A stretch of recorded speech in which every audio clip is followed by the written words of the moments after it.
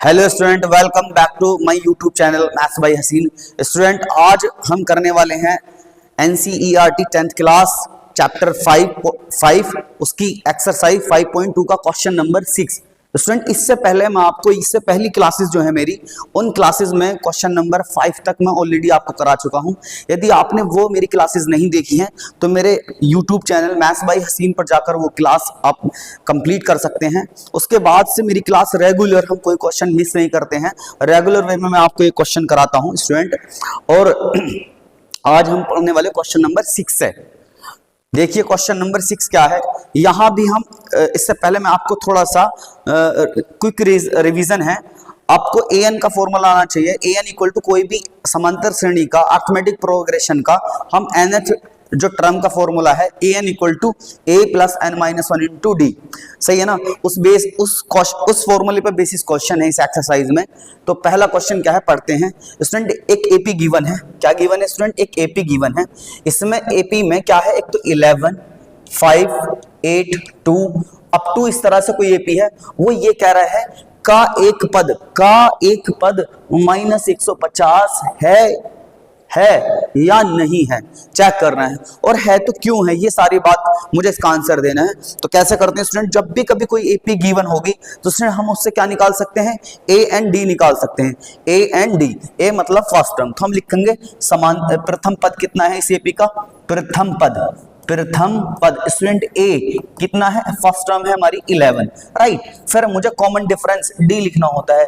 तो D common difference लिखने का तरीका ये है, सो नेक्स्ट टर्म में से प्रीवियस टर्म माइनस कर देंगे, यानी 5 माइनस 11 में से 5 जाएंगे तो कितना बचेगा, 5 में से 11 के माइनस के 6, राइट। और जो कह रहा है माइनस का 150 कोई पद है या नहीं है, तो इसको क्या लेट करूंगा स्टूडेंट, ये दे दिया हमें an कितना दे दिया, माइनस का 150। मुझे n फाइंड आउट करना है। क्या फाइंड आउट करना, n।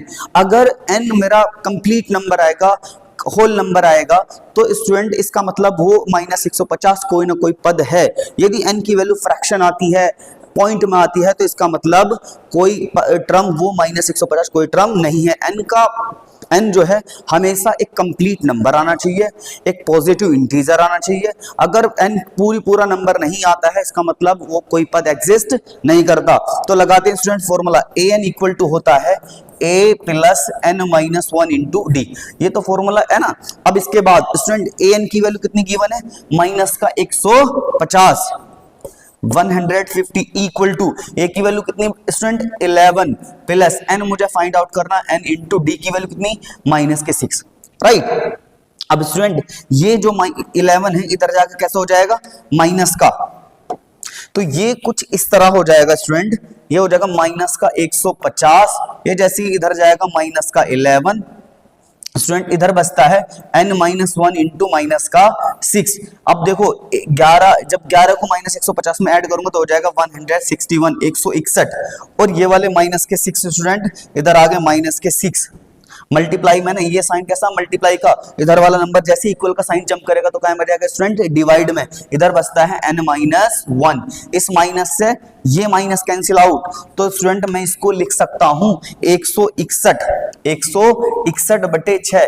ये वाला 1 इधर आकर कैसे हो जाएगा, प्लस का, इधर क्या बचा स्टूडेंट n। अब मैं इसका अपॉन 1 ले सकता हूं, 6 1 जा 6, 161 प्लस का 6 अपॉन 6, इधर क्या बचा स्टूडेंट n। तो मैं यहां से देखूं तो 161 प्लस 6 हो जाता 167, 167 upon 6 equal to n। Student अगर मैं इसको 161 एक फ्रैक्शनल नंबर है, क्या है, फ्रैक्शनल नंबर, नीचे इवन नंबर है, ऊपर ऑड नंबर है, तो इसका मतलब जब भी मैं ऑड नंबर को इवन नंबर से डिवाइड करूंगा तो कंप्लीट डिवाइड नहीं होगा। इसका मतलब n की वैल्यू कैसी है, फ्रैक्शन है, n की वैल्यू कैसी है, फ्रैक्शन। और मुझे क्या पता है, n की वैल्यू अगर फ्रैक्शन प्राप्त होती है, n की वैल्यू कैसे प्राप्त होती है, फ्रैक्शन। तो कोई अगर n की वैल्यू फ्रैक्शन है तो ऐसा कोई नंबर उस एपी में एग्जिस्ट नहीं करता, ऐसी कोई टर्म नहीं है। तो मैं लिखूंगा माइनस 150 कोई टर्म नहीं है, माइनस 150 एपी में कोई पद नहीं है, कोई पद नहीं है, यानी ऐसी कोई टर्म एग्जिस्ट नहीं करेगी, राइट। ये नोट पॉइंट याद रखना है। एक्सरसाइज 5.2 का क्वेश्चन नंबर 7 देखते हैं, इसमें क्या है स्टूडेंट। वो कह रहा है एक उस एपी का 31वां पद ज्ञात करो। ये बात कर रहा है 31वां पद, 31 टर्म बतानी, राइट। उसके बाद कह रहा है जिसका 11वां पद कितना है 38, राइट। और कह रहा 16वां पद कितना 73। अब मुझे पहले दिया उसने 11वां पद, वो कह रहा है सबसे पहले लिखूंगा मैं 11वां पद कितना दिया है स्टूडेंट, मुझे 11वां पद दिया है यहां पर 38, राइट। जो पहले गिवन है वो चीजें लिख रहा हूं मैं स्टूडेंट। 11वें पद को लिख सकते हैं A11 इक्वल टू 38। अब मैंने बताया था जब भी आप किसी भी एपी में अगर जो भी नंबर ऑफ टर्म लिखनी है तुम्हें, तो जिस नंबर की टर्म लिख रहे हैं डी का कोफिशिएंट एक कम कर दो, जैसे यहां पर मुझे लिखनी 11वीं पद, राइट। तो मैं क्या लिखूंगा, इसको लिखा जा सकता है a प्लस 11 की एक कम कर दो 10d equal to 38, equation number first. अब दूसरी इक्वेशन यहीं पे देखो स्टूडेंट, मुझे दिया है यहां पर 16वां पद, राइट। वो करा 16 टर्म, 16वां पद है 73, राइट। 16वें पद को यानी 16 टर्म को लिख सकते हैं a प्लस 15d। मैंने बताया जिस नंबर की टर्म लिख रहे हैं d का कोफिशिएंट एक कम कर दो, राइट। इधर आया 73, इक्वेशन नंबर सेकंड। मेरे पास दो इक्वेशन आ गई, दोनों इक्वेशन को मुझे या तो एलिमिनेशन मेथड से या सब्स्टिट्यूशन मेथड से सॉल्व करके किसकी वैल्यू निकाल लेनी, a और d की। और किसी भी एपी में यदि a और d की वैल्यू मुझे मालूम हो जाती है, हम इवेल्युएट कर लेते हैं a और d की वैल्यू, तो फिर हम कोई सी भी टर्म निकाल सकते हैं, राइट। तो जैसे मैं इन दोनों इक्वेशन को सॉल्व कर रहा हूं, वो फर्स्ट सेकंड इक्वेशन इसी के नीचे लिख दी, a प्लस का 15d equal to 73, second equation. अब किसी भी इक्वेशन को सोल्व करने का जो मेथड था, एलिमिनेशन मेथड, ये था कि हमारे पास अगर दो वेरिएबल वाली कोई इक्वेशन है तो उसमें किसी एक वेरिएबल के कांस्टेंट कोफिशिएंट बराबर हो जाने चाहिए, राइट। और उनके साइन देख लेते हैं, जैसे यहां पर एक का कोफिशिएंट कितना 1, यहां भी 1, ठीक। इनके साइन कैसे, दोनों के सेम। तो मुझे क्या करना पड़ेगा, दोनों इक्वेशन को सब्ट्रैक्ट करना पड़ेगा, राइट, घटाना पड़ेगा। घटाने के लिए क्या होता है, नीचे वाली इक्वेशन के साइन चेंज कर देते हैं, यहाँ प्लस तो यहाँ माइनस, यहाँ प्लस तो यहाँ माइनस, यहाँ प्लस तो यहाँ भी माइनस, राइट। ये a प्लस का ये a माइनस का cancel out to each other. 15 में से 10 गए तो कितने बचे, माइनस के 5d। इधर देखो 73 में से कितने जाने हैं 38, तो एक कैरी इधर ले लिया 13 में से 8 गया तो 5 बचा, यानी 13 में से 8 गए तो 5। स्टूडेंट यहां पर कितना बचेगा 6 में से 3 गए तो बचे 3, ये बच गया माइनस के 35। स्टूडेंट अब हम यहां क्या कर रहे हैं कि मुझे जो है यहां से ये वाला माइनस, इससे ये माइनस से माइनस कैंसिल, राइट। ये d इक्वल टू हो जाएगा 35/5, 5 7 जा 35। तो स्टूडेंट d की वैल्यू प्राप्त हो जाती है 7, d की वैल्यू कितनी प्राप्त हो जाती है 7, ठीक है। अब मैं कोई सी भी इक्वेशन में पुट करके फर्स्ट में या सेकंड में किसकी वैल्यू इवैल्यूएट कर लूंगा स्टूडेंट, मैं a की वैल्यू फाइंड आउट कर लूंगा, तो मैं लिखूंगा का मान वैल्यू कहां पुट कर रहे हैं, फर्स्ट में पुट कर लो। फर्स्ट इक्वेशन मेरे पास है, फर्स्ट इक्वेशन क्या है, a प्लस का, फर्स्ट इक्वेशन है मेरे पास स्टूडेंट a प्लस का 10d equal to 38, a plus का 10d equal to 38, right. a तो ऐसे ही 10 इंटू 7 की वैल्यू, d की वैल्यू 7 इक्वल टू 38, ये a प्लस 10 की वैल्यू 7 से मल्टीप्लाई करूंगा तो 70 हो जाएगा इक्वल टू 38। स्टूडेंट यहां पर a, राइट, ये अगर d इधर लेकर जाऊंगा तो कैसा हो जाएगा माइनस का, तो a की वैल्यू हो जाएगी 38 माइनस का 70, ठीक है। देखो अब यहाँ एक कैरी इधर लेके 10 में से 8 गए 2 बचे, यहाँ कितना बचा स्टूडेंट 6 में से 3 के 3, तो वैल्यू कितनी बच गई 32, a की वैल्यू आ गई माइनस के 32। मैंने a और d की वैल्यू इवेल्युएट कर ली है, राइट। उसके बाद मुझे बताना क्या था स्टूडेंट, मुझे बताना था, क्वेश्चन में आते हैं, मुझे बताना था उस एपी का 31वां पद। क्या बताना स्टूडेंट, 31वां पद बताना है। क्या बताना, 31 टर्म बतानी है। तो जब मुझे बताना है A31 इवेल्युएट करना है, बताना था, तो A31 को लिख सकते हैं A31 equal to a plus का 30d। मैंने बताया जो भी नंबर की टर्म फाइंड आउट कर रहे होंगे d का गुणांक, d का कोएफिशिएंट एक कम कर देते हैं, राइट। तो यहां पर a की वैल्यू माइनस का 32 प्लस 30 और d की वैल्यू 7, ये माइनस के 32, अगर इसकी मल्टीप्लाई करें तो 0, 7 के 21, 210, 210 में से कितना जाना है 32, तो स्टूडेंट यहाँ 10 में से 2 के कितना बचा 8, यहाँ 20 में से 3 के 17, 178, 178, A31 जो है A31, 178, ये ही आंसर, राइट। उम्मीद करता हूं ये एक्सप्लेनेशन आपको समझ में आया होगा स्टूडेंट। अब देखिए एक और क्वेश्चन आपके लिए, ये रहा, क्या है क्वेश्चन में, ये भी एक एपी है, कितने पद हैं 50 पद हैं, यानी पूरी एपी में 50 टर्म है, 50 पद हैं, राइट। उसके बाद कह रहा है जिसका तीसरा पद ये लिखा, तीसरा पद, राइट, तीसरे पद का मतलब A3 कितना दे दिया स्टूडेंट 12, जो गिवन है मैंने उसे लिख लिया A3, यानी तीसरा पद 12 दे रखा। उसके बाद कह रहा है उसका अंतिम पद 106 है, अंतिम पद कितना 106।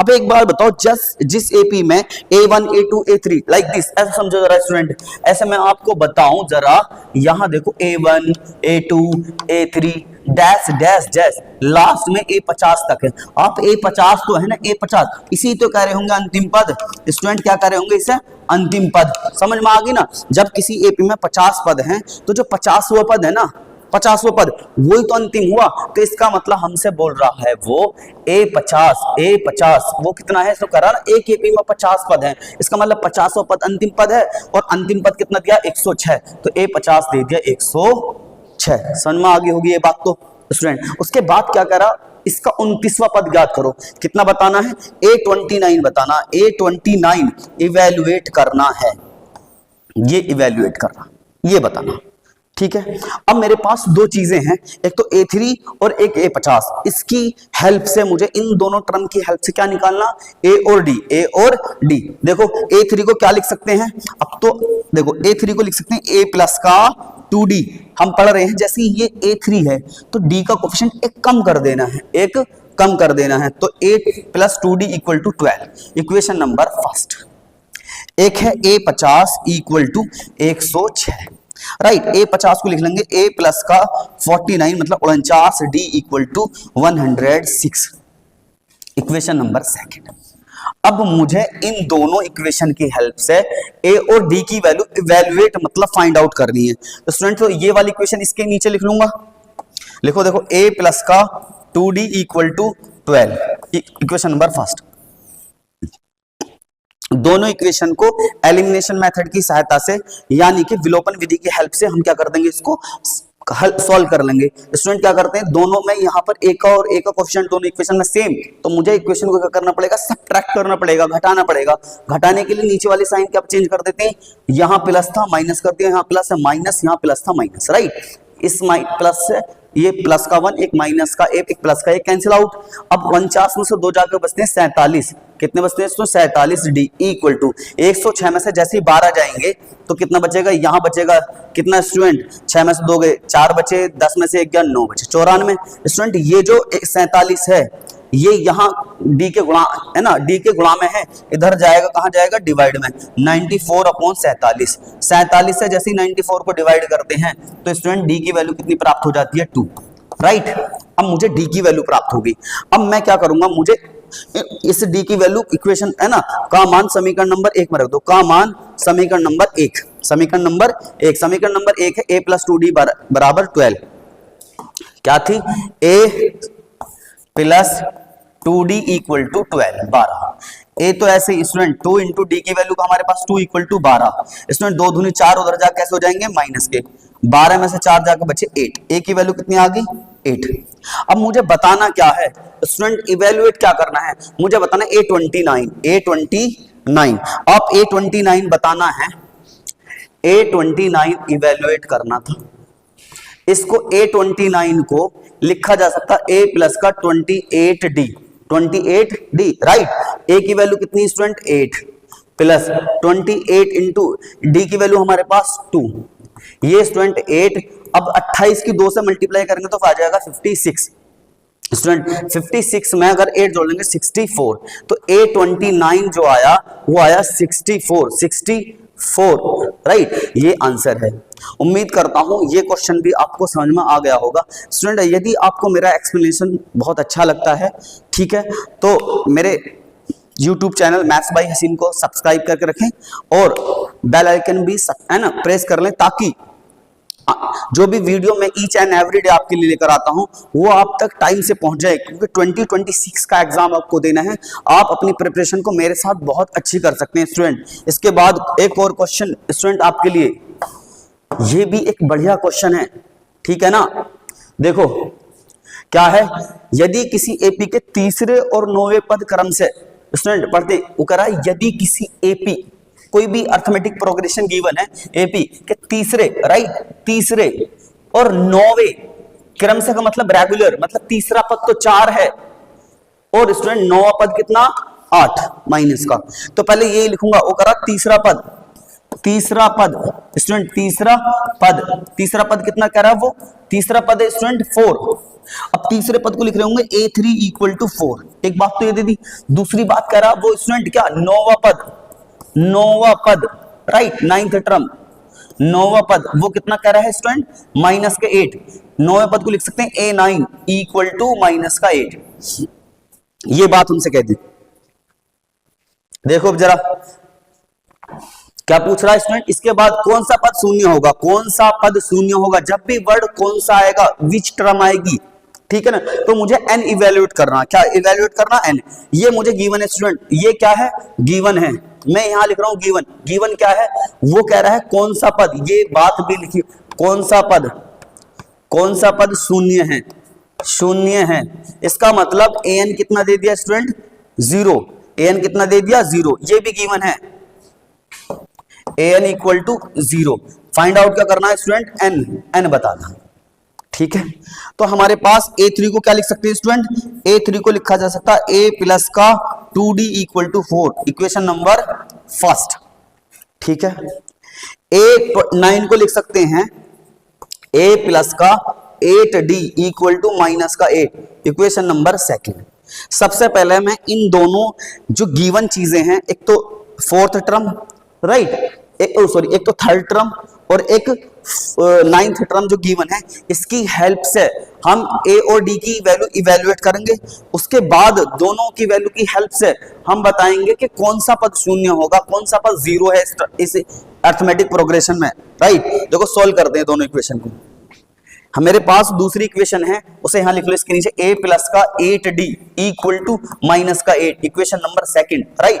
अब सोल्व करो, दोनों में एक कोएफिशिएंट बराबर, दोनों के साइन सेम, तो क्या करते हैं हम सब्ट्रैक्ट करते हैं, क्या करते हैं सब्ट्रैक्ट मतलब घटाते हैं। घटाने के लिए नीचे वाली साइन इक्वेशन के साइन चेंज कर दो, यहाँ प्लस तो माइनस कर दिया, यहाँ प्लस तो माइनस, यहाँ प्लस, यहाँ माइनस तो प्लस, राइट। इस ए से ये कैंसिल, माइनस के 8 में से 2 गए तो माइनस के बचे 6d, राइट।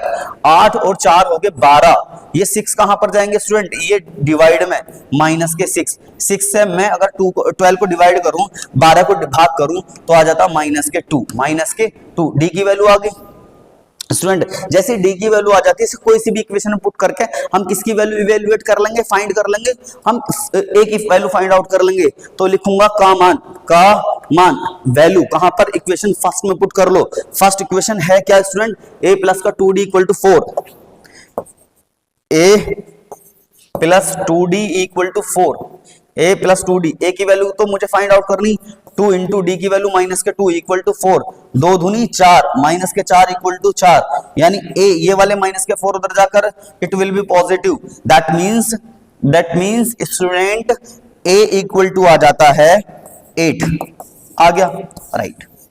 हमसे पूछा था इस एपी का कौन सा पद शून्य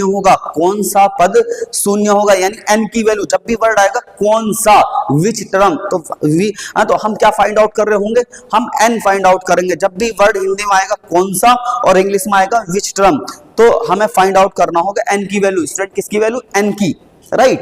अब देखो जरा, हमसे ये चीज गिवन है, वो कह रहा an इक्वल टू 0 है, यानी उसका nवा कौन सा पद शून्य होगा, an इक्वल टू 0 दे दिया, a plus n minus 1 into D equal to 0, a की वैल्यू कितनी है 8 प्लस n माइनस 1, डी की वैल्यू आई है माइनस के 2 इक्वल टू 0, राइट। ये वाला जो 8 है ये इधर जाएगा तो कैसा हो जाएगा, माइनस का n माइनस 1 इंटू माइनस का 2 इक्वल टू माइनस का 8, राइट। ये स्टूडेंट माइनस का 2 इधर जैसे यहाँ मल्टीप्लाई का सिंबल है, जैसे इधर जाएगा क्या में जाएगा, डिवाइड में, ये हो जाएगा माइनस का 8 अपॉन माइनस के 2, माइनस से माइनस कैंसिल, 2 से अगर 8 को डिवाइड करूं तो माइनस का 4 आ जाता है, ये वाला 1 उधर जाकर कैसा हो जाएगा स्टूडेंट, ये हो जाएगा पॉजिटिव प्लस का, तो मेरा क्वेश्चन ये वाला 1 इधर जाके n इक्वल टू हो जाएगा 4 प्लस 1 दैट मीन्स 5।